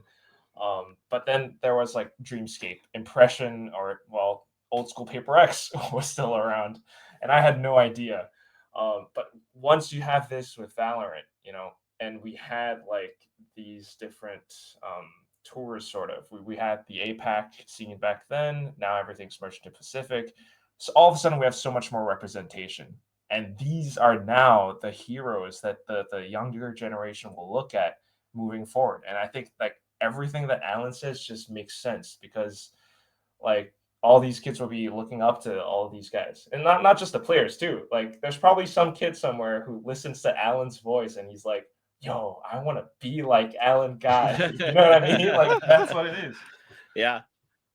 Thank you. It is. It's true. Thank you. I mean, I've had that happen to me. I've had people tell me that they emulate my casting style, which is super flattering. Super That flattering. is huge. That's which cool. I don't even expect. I don't like to listen to myself, so I don't know where that.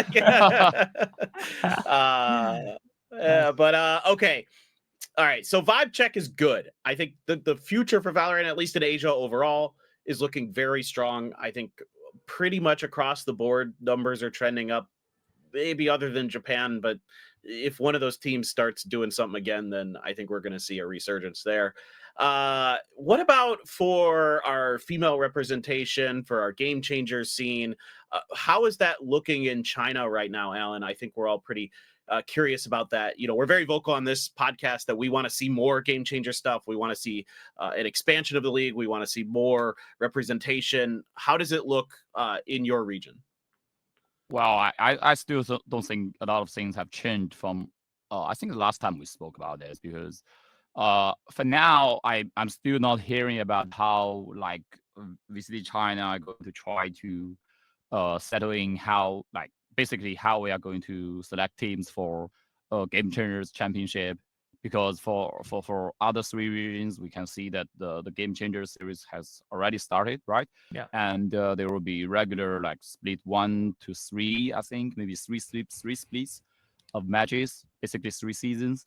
And for China, I don't think so. I think maybe this year VCT China will still use a tournament, maybe in a month or something like that, to decide who is going to like the championships. To be honest, there are a lot of female players on in this game. There are a lot of female players in this game, and some of the audience. But the game changers thing is not really that like positive in China. I think generally like teams, sponsors are really being like discreet about if we want to like invest a lot into the game changers thing. Yeah. So I don't know. Maybe for this year, for 2025, it feels to me that there won't be regular matches, like regular season matches for game changers.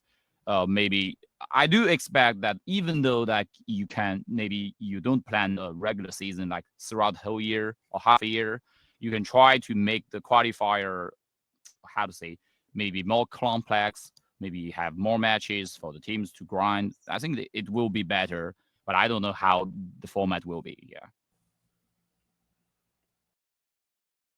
Got it. Okay. So still some room to grow there. Yeah, Is a kind lot of of. what we're feeling. So yeah, hopefully it sounds like though at least there's a fair number of women who are playing the game. So that's encouraging. Hopefully that'll kind of get expanded upon in the future. Let's move on to some of your thoughts, Alan. I think we could combine a few of these topics because you put out a really interesting tweet, kind of your thoughts right now on like the current state of Chinese Valorant. I think you've got some ideas about Tejo and kind of some of the larger rosters and that kind of thing. Like, first of all, you say Waylay is not okay, but difficult to use. This is really funny that you said this because in yesterday's post-match interview, the player from Nongshim who plays Waylay, Dambi, basically said the same thing. So Yeah. would you want to elaborate on how you see Waylay right now? And well, I don't know. Like, I actually watched the game between Nongxing and RQ, right? It is RQ, right? Yes. Yeah. It's RQ. Yeah, it's Nongxing and RQ. I watched it, man. I really feel sorry for Dambi because he's such a good Neon player, and you can see the difference between map 1, map 2, because these maps they are using Waylay, and map 3 he's switching to Neon. And I think in the post-match interview he said, "I will carry you in map 3. Just wait." And yeah. So basically, I think in China a lot of teams are trying Waylay, including EDG, and I think like people want to test if this thing will be a thing in the future meta. Like if these things will be the key to decide who is gonna be the winner.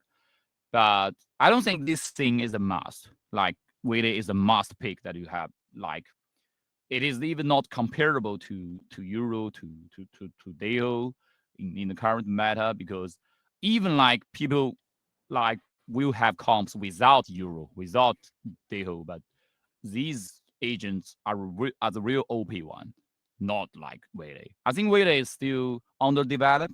Maybe people will have like better understanding of it. Like I think G2 used Waylay on Jogimo, I think in their first BO3s, and it feels like good. But I think generally speaking, that is because Jogimo is good and because his team is way good than his opponent. I don't think Waylay is that much of thing that in the future. But I don't know. Like yeah. I And kind of have to agree with that. Mhm. Sorry, Yeah. just to jump in about Waylay. Yeah, no problem. It feels like Waylay is more of an initiator, to be honest. And I think Mhm. one of her weaknesses is that the ability to refract Yeah. is to Yeah. go back to the position that you were Recall. in. Yeah. See, that defeats the whole purpose of a duelist. That You only defeats said the it whole once, Quack. You only said it once. Yeah, it defeats the whole purpose of being a duelist, because your job as a duelist is to take space, but the sustain of Waylay is basically, okay, Give I up go back space. to where I was, and then you lose the space that you kind of created. But I did see a few instances where this actually works out kind of okay if your teammates are ready to trade you. And in this case, the one example I had was when Forsaken was using it on Icebox. There was this specific round where Forsaken jumped in and ignored the enemy that was behind him, and then teammates just push in to finish the job. That's like a very specific case that I don't think is applicable to all situations. So it feels like Waylay is very good in very niche situations, but is not generally a great agent to be used that way. So I feel like there's a bit of a misunderstanding for some teams about how to abuse Waylay right now. So we need some time for the teams to figure it out, I think. I think there was one round where Nongshim did something similar, where they dashed over the heads of RRQ players. This was on Ascent. They were pushing out a B, and then like they kind of just basically collapsed on the players outside of B main. Right. But that was one round, and the rest of it looked not so good. Exactly. What concerns me is nobody's using the ult properly that I've seen. Yes. Elaborate. I remember one round. Well, like it's a yeah. I remember one Please, round Alan, go. like Demby used the alt like in the mid of split when they are defending, and they just use this alt to delay. And I don't think it worked, to be honest. Like RQ is losing that round because they don't have enough time. But to be honest, I think Demby is confused too, like how we should use this thing, and if we use these things, especially if we are on attack, how we are going to make this work. Because you can see that when Demby is using Waylay, defense is a lot better than when attack. I think he used his nades very well. He like Nongshim combos his nade with Daeho's nade a lot. Like Salvo combined with the nade of Waylay is really powerful because the slow makes you like you are dead. There's no way that you can go. Yeah, so I think for delay and for defense, it feels to me that Waylay is okay. You normally you won't have a duelist to have something that powerful as a delay, because like you only have Raze have a nade, but that is only one nade, and to be honest, that nade sometimes couldn't like doing some combos with others because it's somewhere that is not easy to control. But with the slow nade from Waylay, sometimes it could be miraculous. Yes. Yeah, I agree. I think there's a lot of punishing combos that can be set up. I think like what confuses me is I'm not seeing people use her ult on attacker side to just isolate an anchored position and just wipe it out. I mean, I think about like on split, a lot of teams are going to hold, back B, right? Like behind that box or whatever the heck it is. Yeah. And you could just throw the alt, like you just need a smoke to get a little bit closer, throw the alt, dash in there and kill the person that's back there. Like stuff like that. That's really simple execute stuff. Or on retakes, like you should be able to kind of suss out pretty well, especially when you've got like a drone or something like that with a Taeho. Like you have the ability to figure out where the heck those people are and then immediately get that alt on top of them, or at least force them out of position, and then kind of dash in off the back of that. Like stuff like that I'm not seeing being really used that well. There was one round on Ascent that somebody hit a good alt on people in market, and that was about it yesterday from Pacific. So I think there's still a lot to work on. Quack, do you have any thoughts on Waylay now that we've seen some more? Nah, pretty much exactly everything you said. I am also really worried about the refractability that Sleepy was talking about, because apart from you losing the space that you just took, it's also how much time it takes to travel back. I think one of the things that we saw in that PaperX game against DRX is that if DRX is able to figure out where you place that refract, sometimes they can get a lineup to basically land on where you would refract to, and that can be pretty damaging. Easy as well. kill. Yeah. So yeah, it's definitely an agent that still, I guess it takes a little bit more time to figure out. Just one more thing. I don't want to be like shitting on Waylay too much, but this is another point about the ult that I think is a weakness. When you execute or prompt your ult with Waylay, you have no control over it anymore. Whereas some of the other duelists, your ultimate is actually like elongated in terms of duration. Oh, yeah. When you raise bazooka, you can actually kind of assess the situation, see where the enemies are at, and then shoot it. With Yoru, you can take so much space and information in that dimensional drift. With Jet, you basically have knives that's like 100% accurate, you know, that kind of stuff. With Waylay, you just put it. If you don't hit anyone, tough luck. And there's no like bonus or like consolation. ISO sort of, but not quite really. Well, ISO is still better in my mind, because if you do not hit anyone, you immediately get that feedback that there's no one in that like space, right? Yeah, you have. But with feedback. Waylay, whether you hit or not, you don't know until you go in, and even then, it's not a guarantee. You know, That's a good point. Yeah, that's what I think is weak about Waylay's ultimate.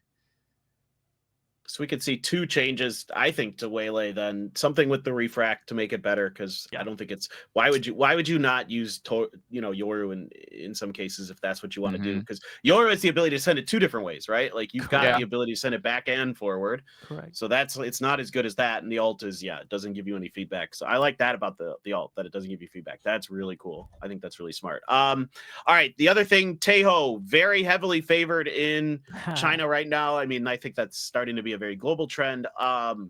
What do you think? This is a good thing, bad thing? How are you feeling about that, Alan? Well, to be honest, I don't feel it is really that healthy, because if I didn't remember it wrong, T1 won the champion of Masters Bangkok with 0 Daeho in the grand final. Very little. Yeah. So I don't think that I generally hold the idea that there will be meta. There always will be meta in any kind of patches that you can pick. Like you can try to follow the trend as much as you want, but it doesn't really make you auto win. It's not like TFT. It's not like I picked in this set, like in this set, I just pick these random things, combine them together, and I'm auto win. I don't have much to do. No, it's not like that. It's you pick the powerful agent, you have some buffs.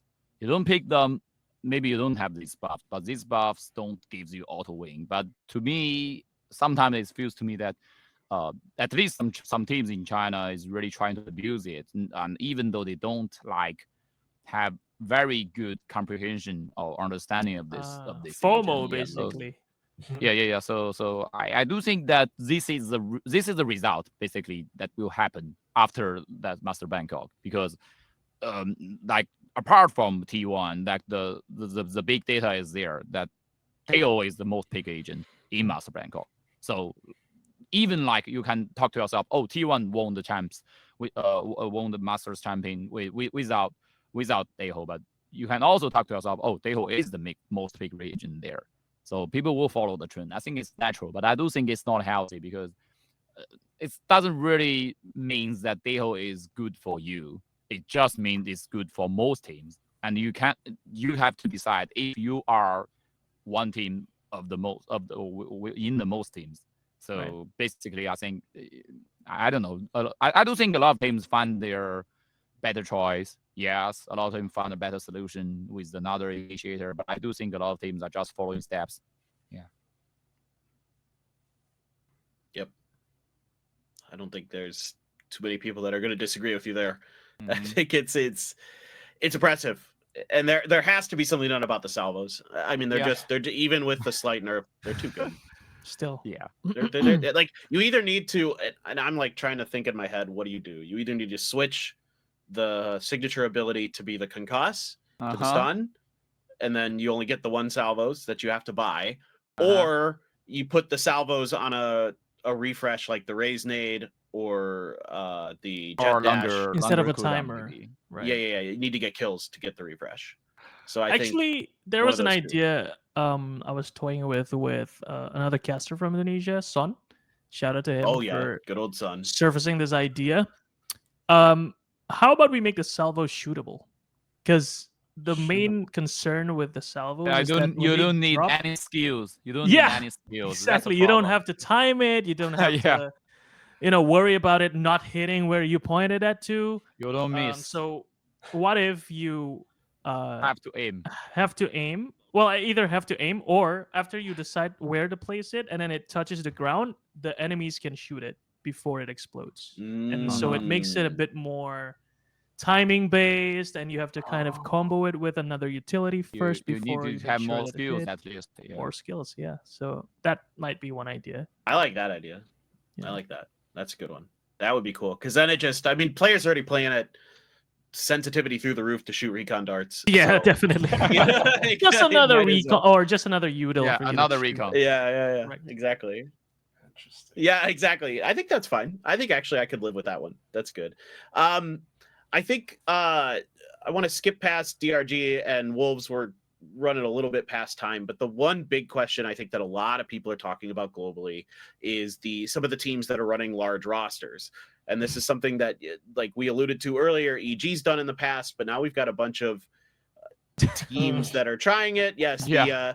the boy Football band teams. that All Gamers has put together. Football teams. The football team. I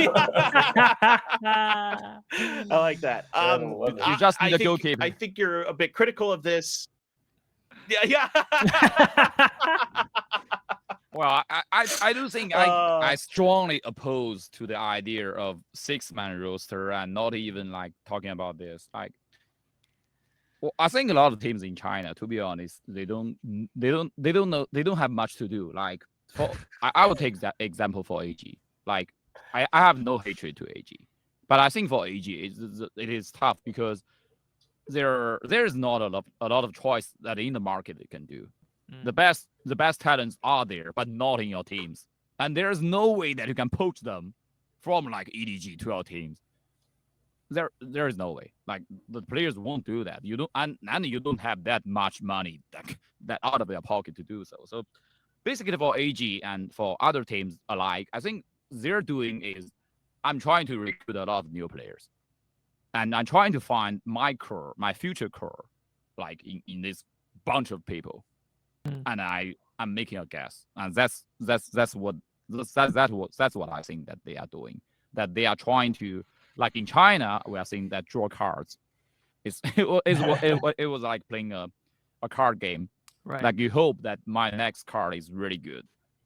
Yeah. So basically, or in TFT terms, you are trying to find a 5-star, Right. you know, things in a very low budget. Low probability. Yeah. low budget. Yeah, so You're refreshing. basically, yeah. refreshing very desperately. So I think for AG or other teams like TEC is similar because TEC is doing some roster shuffles. Also, we see Black is subbing out during this during stage 1, and they are subbing in other players. They are trying a lot of new players.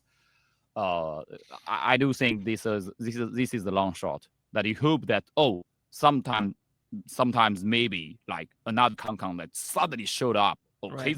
He's the future star of our team, and we will keep him as a core player and build the team around him. That this is a large experiment field. But another thing that I'm not agree with this is because the cycle of VALORANT Esports is really pacing fast. That every year this game is completely different. Like I find a star player, I find core player this year, and I want to build it around him next year. But next year the game is completely different, and your star player can't do anything.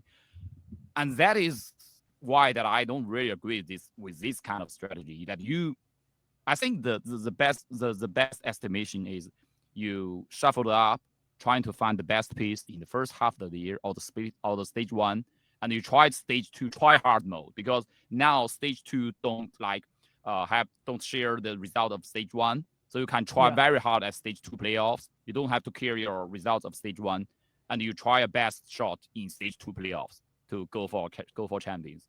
And that's the best estimation that I could have for teams like this.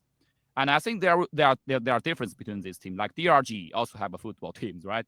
But they don't shuffle up. You can have a very clear mind that these two are subs. And unless my main roster have some serious problem, like he has headaches, he has some illness that he can't show up, we won't use the subs. And it's different. But for like AG and TC, you can see that the frequency in that these switch up their rosters and and the reason behind it is very unclear. And so, yes, I don't agree with it. I really don't agree with it. Okay. Any other thoughts to add here? Quack, Sleepy. Football team's too much. Yeah, dude, it is. It does feel that way, doesn't it? No, I mean, it feels like this is something they should have done in the off season, not Yeah. stage one. Completely agree. You know, so I don't know. It just feels a little too late for them to be doing this right now. Yeah. Let's see if they actually fix this. Otherwise, One more thing to add. Just I recently saw a comment that in Reddit, and it always reminds me of how how unfortunate him is. Like when VS is trying a 6-month roster and put Lakia in only on bind. So ever since that, I oppose to the idea of I have one person that only like aimed for this agent or for this map. No, it won't work. It won't work for tactical FPS. It just don't work like this. Yeah. Yep. I think we're all pretty well in line with that. I mean, I get the idea of having an academy roster, someone you can scrim against, having that other 5-man so you can really practice more specifically things you want to work on or go against certain comps. That I totally get. But yeah, the whole shuffling of players it's not doing anyone any favors. You know, the players themselves or the teams or the orgs, none of it, the coaches, nobody's really getting that far ahead on this. Okay, so that's good. Last thing we want to talk about here, we have some stuff coming up. Obviously, there's the rest of stage 1, but after stage 1, there was an announcement about the Asian Champions League, the ACL, for 2025. What do we know about this? It's just kind of been dropped here by Hero Esports. They used to be VSBO. What do you have any? What do we know that's publicly available? I should say. I do know some things, but I don't think I'm at liberty to talk about them. So, Alan, what do we know? What do we know that's public info? Yeah, basically we know it will happen in Shanghai, and as far as I know, that I think the general idea of this tournament is similar to like the Asia Invitational that happened in Chengdu last year. It's just hosted by Hero Esports instead of Tenjin Esports. So Tenjin Esports. So I think the idea of this tournament is to make it yearly. Like I think it's kind of like AVL. They want to do this regularly, like every year, and if they have this slot, then they will do this every year. And just like the tweet said, many champions from this game will earn their spot at the EWC 2025.